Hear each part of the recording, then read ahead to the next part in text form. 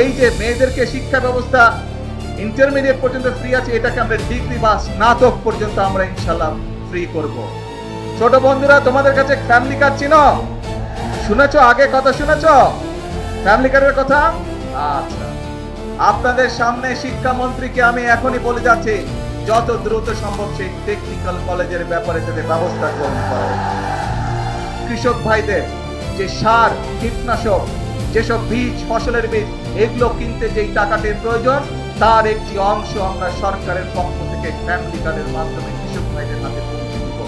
আজকে আমরা যেই খাল প্রায় 48 বছর আগে শহীদ রাষ্ট্রপতি জিয়াউর রহমান খনন করে গিয়েছিলেন, তার প্রায় সময়ের পরিক্রমায় খাল হয়ে গিয়েছে, এবং এই খালটি যখন বন্ধ হয়ে গিয়েছে, তার ফলে বহু কৃষক, এই যে আমার পাশে এক কৃষক ভাই বসে আছে, ওনার কথা একটু আগে শুনলেন আপনারা, যে এই খাল আমরা খনন করতে পারলে, শহীদ জিয়া যখন খনন করেছিলেন, তার ফলে এই এলাকার কৃষক ভাইদের সুবিধা হয়েছিল। প্রায় 2000 কৃষক পরিবারের সুবিধা পেয়েছে। 13 কিলোমিটার লম্বা খাল, বহু মানুষের সুবিধা পাবে, শুধু কৃষক ভাইরা না, খালের দুই পাশে যারা থেকে তারাও পানির সুবিধা পাবে। কাজেই এই খালটি খনন করতে হবে। এইরকম আমরা সারা বাংলাদেশে 20,000 কিলোমিটার খাল খনন করব ইনশাল্লাহ আগামী 5 বছরে। কারণ আমরা বাংলাদেশকে খাদ্যে স্বয়ংসম্পূর্ণ আছে, আমরা আরো খাদ্য উৎপাদন বৃদ্ধি করতে চাই বাংলাদেশের, যাতে খাদ্যের জন্য কোনো মানুষকে কষ্ট পেতে না হয়। আল্লাহ রাব্বুল আলামিন বাংলাদেশের মাটি এত উর্বর করে দিয়েছেন যে আমরা যদি সময় মতন পানি দিতে পারি, তাহলে আলহামদুলিল্লাহ আল্লাহর রহমতে এখানে ফসল পড়ে। ঠিক না কৃষক ভাই? পানি ঠিক মতন দিলেই ফসল পড়ে। এখন প্রিয় ভাই বোনেরা, এই যে আমরা খাল খনন করব, এই কথাটি কবে বলেছিলাম বলেন তো? হ্যাঁ, কবে? ইয়েস, নির্বাচনের আগে বলেছিলাম। কারণ আমরা জানি খাল খননের ভিতর দিয়ে কৃষক ভাইদের উপকার হবে। কৃষক ভাইদের উপকার হলে কৃষকরা ধীরে ধীরে স্বাবলম্বী হবে, এবং কৃষকরা স্বাবলম্বী হলে এই দেশের অর্থনীতি ধীরে ধীরে মজবুত হবে। এই দেশের অর্থনীতি মজবুত হলে এই দেশের মানুষের অর্থনীতি মজবুত হবে। প্রিয় ভাইরা, ভাই বোনেরা, আমরা শুধু খালের কথা বলিনি, খালের সাথে আমরা আরো কয়েকটি কথা বলেছিলাম। আজকে আপনাদের এখান থেকে আমি যাব চাঁদপুর সদরে, সেখানে দুটো কর্মসূচি রয়েছে। তার মধ্যে একটি কি কর্মসূচি আছে যে জানেন না কে? হ্যাঁ, জানেন? কে কে জানেন? হাত তুলেন তো। আপনারা সব খবরই রাখেন, আর বক্তব্য দিব কি? বক্তব্য দরকার আছে? ও আচ্ছা, তারপরে বক্তব্য দিতে হবে। আচ্ছা ঠিক আছে, নয় একটু দিলাম। এই যে এখন চাঁদপুর সদরে যাব। চাঁদপুর সদরে একটি আছে খাল খনন, আর আরেকটি আছে ফ্যামিলি কার্ড। শব্দটা চেনা চেনা লাগে? ফ্যামিলি কার্ড কার কাছে চেনা চেনা লাগে? আচ্ছা, ওই যে পিছনে গাছতলায় ভাই বোন, আপনাদের কাছে চেনা চেনা লাগে শব্দটা? আচ্ছা আলহামদুলিল্লাহ। ওই যে পারে মানুষে, আপনাদের চেনা চেনা লাগে? আচ্ছা, ধন্যবাদ। ছোট বন্ধুরা, তোমাদের কাছে ফ্যামিলি কার্ড চিনো? শুনেছো? আগে কথা শুনেছো ফ্যামিলি কার্ডের কথা? আচ্ছা, এখন প্রিয় ভাই বোনরা, এই ফ্যামিলি কার্ডের প্রতিশ্রুতি আমরা নির্বাচনের আগে এই দেশের মানুষের কাছে দিয়েছিলাম। এই ফ্যামিলি কার্ডের লক্ষ্য কি? এই যে আমাদের ছোট ছোট বোনেরা এখানে দাঁড়িয়ে আছে, দেশনেত্রী খালেদা জিয়া যখন দেশ পরিচালনার দায়িত্বে ছিলেন, তখন এই যে আজকে যারা শিশু এখানে দাঁড়িয়ে আছে, মেয়েরা যারা, নারীদের শিক্ষা ব্যবস্থা উনি ক্লাস 12 পর্যন্ত, ক্লাস 1 থেকে ক্লাস 12 পর্যন্ত উনি বিনামূল্যে করে দিয়েছিলেন। আজকে আমরা সিদ্ধান্ত নিয়েছি দেশনেত্রী খালেদা জিয়ার সেই কর্মসূচিকে আমরা আরো আগিয়ে নিয়ে যাব, এবং ইনশাআল্লাহ আমরা এই যে মেয়েদেরকে শিক্ষা ব্যবস্থা ইন্টারমিডিয়েট পর্যন্ত ফ্রি আছে, এটাকে আমরা ডিগ্রি বা স্নাতক পর্যন্ত আমরা ইনশাআল্লাহ ফ্রি করব। এবং শুধু তাই নয়, যে সকল মেয়েরা ভালো রেজাল্ট করবে ইনশাআল্লাহ, তাদেরকে আমরা সরকারের পক্ষ থেকে ইনশাআল্লাহ উপবৃত্তির ব্যবস্থা করব। কাজে মন দিয়ে সবাইকে পড়তে হবে, তোমাদেরকে মন দিয়ে পড়তে হবে, তাহলে তোমরা সরকার থেকে উপবৃত্তি পাবে। এখন আসুন প্রিয় ভাই বোনেরা, কেন আমরা আমাদের মায়েদেরকে বা আমাদের বোনদেরকে শিক্ষিত করতে চাই, একই সাথে তাদের হাতে ফ্যামিলি কার্ড তুলে দিতে চাই? কারণ এই দেশের জনসংখ্যার অর্ধেক হচ্ছে নারী। আমরা যদি আমাদের প্রত্যাশিত বাংলাদেশকে গড়তে চাই, তাহলে এই নারীদেরকে যদি আমরা স্বাবলম্বী না করি, শিক্ষিত না করি, অর্থনৈতিকভাবে স্বাবলম্বিত না করি, তাহলে আমাদের এই দেশকে এগিয়ে নিয়ে যাওয়া সম্ভব না। এবং সেই জন্যই আমরা সিদ্ধান্ত নিয়েছিলাম, বাংলাদেশের মানুষের কাছে আমরা প্রতিশ্রুতি দিয়েছিলাম যে বিএনপি 12 তারিখের নির্বাচনে যদি আপনাদের সহযোগিতা, আল্লাহর রহমতে বাংলাদেশের জনগণের সমর্থনে সরকার গঠন করে, ইনশাল্লাহ আমরা দেশের 4 কোটি পরিবার রয়েছে, ধীরে ধীরে আমরা এই পরিবারের যারা মায়েরা আছে, গৃহিণীরা আছে, তাদেরকে আমরা ফ্যামিলি কার্ড এক এক করে পৌঁছে দিব। এবং সেই ফ্যামিলি কার্ডের মাধ্যমে আমরা 2,500 টাকা করে প্রতি মাসে আমরা মায়েদের হাতে তুলে দিব, যাতে করে সেই মায়েরা পরিবারের শিশুদের লেখাপড়া বলেন, স্বাস্থ্য বলেন, সবকিছু ঠিকভাবে যত্ন নিতে পারে। ধীরে ধীরে যাতে মায়েরা ছোট ছোট ব্যবসা বাণিজ্য করার মাধ্যমে স্বাবলম্বী হয়ে গড়ে উঠতে পারে। কারণ মা যদি শিক্ষিত হয়, পরিবার শিক্ষিত হয়। মা যদি স্বাবলম্বী হয়, একই সাথে পরিবারের সকল সদস্য ধীরে ধীরে স্বাবলম্বী হয়। প্রিয় ভাই বোনেরা, এই প্রতিশ্রুতি আমরা দিয়েছিলাম। আজকে আমার এখানে এই যে স্টেজের মধ্যে এক কৃষক ভাই বসে আছে, ওনার বক্তব্যে উনি কৃষক কার্ডের কথা বলেছে, শুনেছেন আপনারা? এই কৃষক কার্ডের কাজও কিন্তু খাল খননের কাজ যেমন আমরা শুরু করেছি, ফ্যামিলি কার্ডের কাজ যেমন আমরা শুরু করেছি, আল্লাহর রহমতে কৃষক কার্ডের কাজও আমরা ধীরে ধীরে শুরু করেছি। হতে পারে এখন পর্যন্ত কেউ বলতে পারে যে আপনারা তো অল্প দিয়েছেন। হ্যাঁ, আমরা কাজটি শুরু করেছি, সরকারের কাজ ধীরে ধীরে এগোয়। কারণ এই যে সামনে বাজেট আছে, এই বাজেটে আমরা ফ্যামিলি কার্ড এবং কৃষক কার্ডের জন্য অনেক বেশি বরাদ্দ রাখবো। কারণ বর্তমানে যে বাজেট চলছে, এটি তো বিএনপি সরকারের বাজেট না, এটি বিএনপি সরকারের আগে যে অন্তর্বর্তীকালীন সরকার ছিল তাদের করে যাওয়া বাজেট। এবং সেই বাজেটের মধ্যে ফ্যামিলি কার্ডের কোনো টাকা দেওয়া ছিল না, সেই বাজেটের মধ্যে কৃষক কার্ডের জন্য কোনো টাকা দেওয়া ছিল না।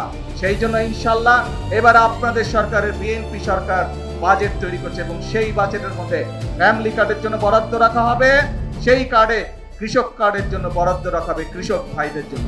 আমরা চাই মায়েরা যেমন স্বাবলম্বী হবে, আমাদের দেশের কৃষক ভাইরাও স্বাবলম্বী হবে। সেই জন্য কৃষক কার্ডের মাধ্যমে প্রতি বছর যাতে কৃষক ভাইদের যে সার, কীটনাশক, যেসব বীজ, ফসলের বীজ, এগুলো কিনতে যেই টাকাটির প্রয়োজন, তার একটি অংশ আমরা সরকারের পক্ষ থেকে ফ্যামিলি কার্ডের মাধ্যমে কৃষক ভাইদের হাতে পৌঁছে দিব, যাতে করে তাদের জন্য সমস্যা না হয়। প্রিয় ভাই বোনেরা, কি আপনারা সবাই কৃষক? গুড। প্রিয় ভাই বোনেরা, এখানে টেকনিক্যাল কলেজের কথা বলা হয়েছে। এখানে টেকনিক্যাল কলেজের ডিমান্ড করেছে এমপি সাহেব, করেছে না একটু আগে? আপনাদেরই তো সন্তান, আপনাদেরই সন্তান, কিন্তু এই এলাকার সন্তানই, চাঁদপুরের সন্তানই হচ্ছে বাংলাদেশের শিক্ষামন্ত্রী। আপনাদের সামনে শিক্ষামন্ত্রীকে আমি এখনই বলে যাচ্ছি, যত দ্রুত সম্ভব সেই টেকনিক্যাল কলেজের ব্যাপারে যাতে ব্যবস্থা গ্রহণ করে।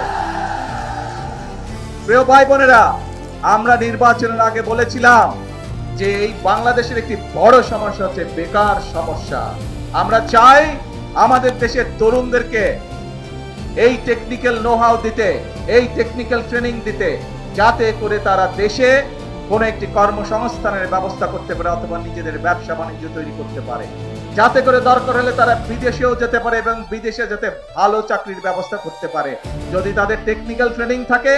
এখন যেরকম অদক্ষ শ্রমিক চায়, আমরা চাই আমাদের শ্রমিকদেরকে দক্ষ করে গড়ে তুলতে, যাতে বিদেশে গিয়ে তারা বেশি ইনকাম করতে পারে, যাতে করে তারা বেশি বৈদেশিক মুদ্রা দেশে পাঠাতে পারে।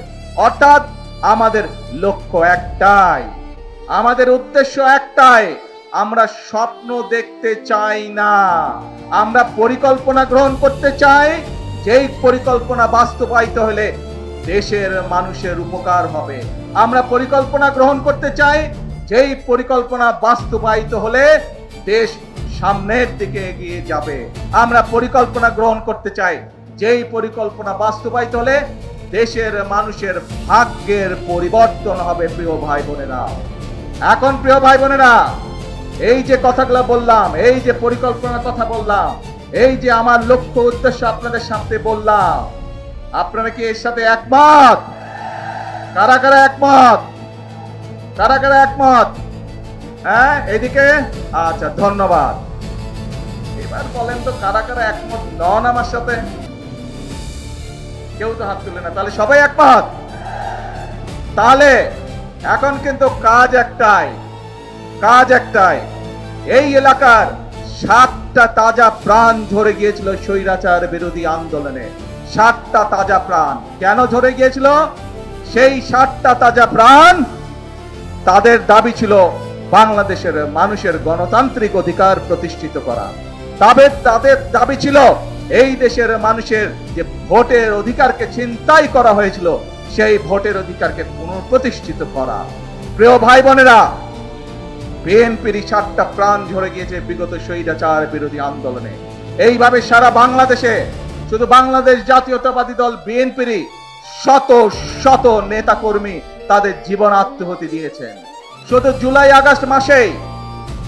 আগস্ট মাসে আমাদের সারা বাংলাদেশে প্রায় 450 মতন নেতা কর্মী সেদিন খুন হয়েছিল প্রিয় ভাই বোনেরা, 1.5 মাসের আন্দোলনে। এখন প্রিয় ভাই বোনেরা, এই যে মানুষগুলো তাদের জীবন আত্মহতি দিয়েছে, তাদের এই রক্ত কি আমরা বৃথা যেতে দিতে পারি না। তাদের স্বপ্ন যদি বাস্তবায়ন করতে হয়, তাদের মৃত্যুকে যদি মূল্যায়ন করতে হয়, তাহলে আমাদের সকলকে আজ দেশ গঠন বা রাষ্ট্র পুনর্গঠনের কাজে আমাদেরকে হাত দিতে হবে।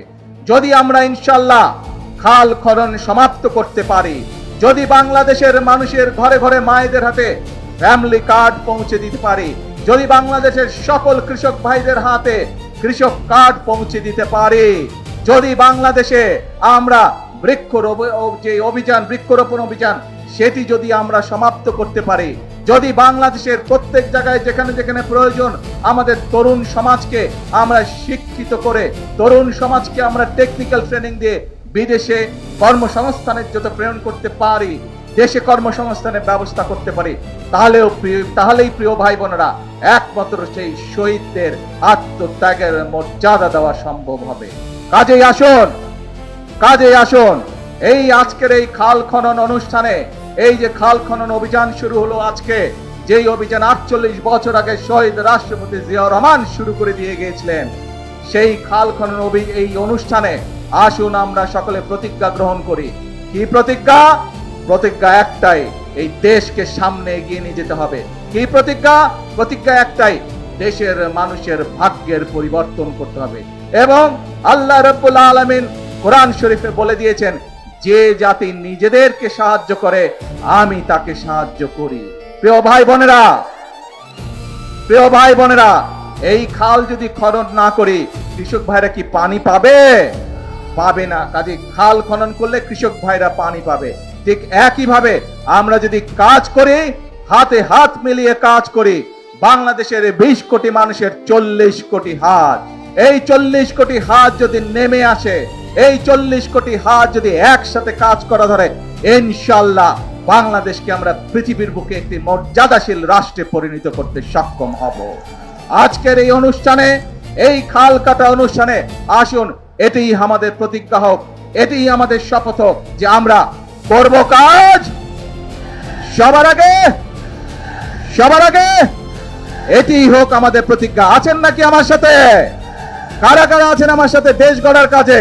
আলহামদুলিল্লাহ। প্রিয় ভাই বোনেরা, আসুন আজকে থেকে আমাদের কাজ হবে একটাই, সেটা হচ্ছে দেশ গঠন, দেশ গড়া, রাষ্ট্র পুনর্গঠন। এটিই হোক আমাদের প্রতিজ্ঞা।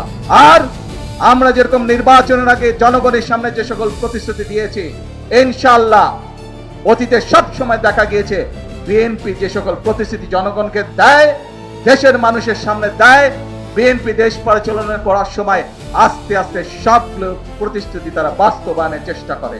কাজেই আমরা আমাদের প্রতিশ্রুতি বাস্তবায়ন করব।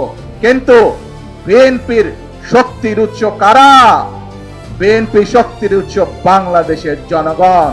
সেজন্যই আমরা বলি, সেজন্যই আমরা যারা বিএনপি করি, সেজন্যই আমরা যারা শহীদ রাষ্ট্রপতি জিয়াউর রহমানের দল করি, দেশনেত্রী খালেদা জিয়ার নেতৃত্বে আমরা দল করেছি, আমরা সকলে বলি জনগণই হচ্ছে আমাদের সকল রাজনৈতিক ক্ষমতার উৎস। প্রিয় ভাই বোনেরা, আপনাদের শক্তি হচ্ছে আমাদের শক্তি, আপনাদের সমর্থন, আপনারা যতক্ষণ আমাদের পাশে থাকবেন, আপনাদের সমর্থন যতক্ষণ থাকবে, আমাদের দেশ করার কাজ ইনশাআল্লাহ চলতে থাকবে। আল্লাহ হাফেজ। বাংলাদেশ জিন্দাবাদ।